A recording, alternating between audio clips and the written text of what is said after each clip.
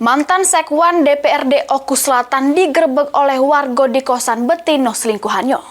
Di kosan Demang Lebar Daun Palembang, dan proses penggerebekan yang disaksikan oleh keluarga mantan Sekwan sama bini sahnya berlangsung alon, sehingga viral di media sosial.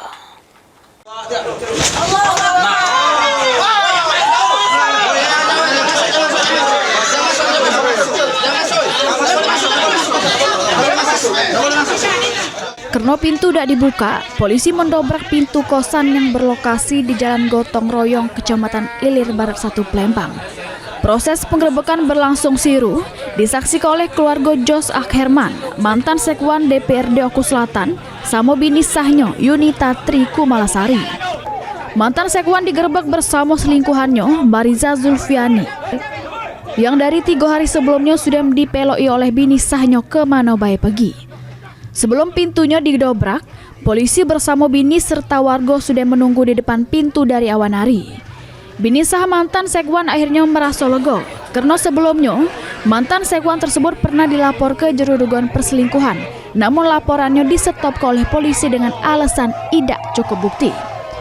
Bini sahnya kemudian membuka lagi laporan tersebut, kemudian menggerebek lakinya bersama selingkuhannya di juru kosan.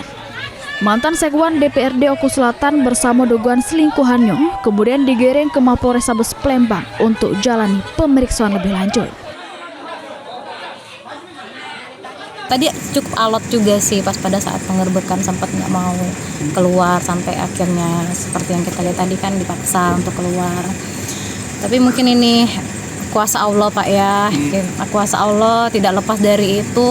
Yang pasti kebenaran itu pasti menemukan jalannya Pak. Intinya ya kan, intinya ini sudah kita tunjukkan bukti yang sebelumnya katanya nggak ada bukti. Nah sekarang kita cari bukti, ternyata memang ada di situ.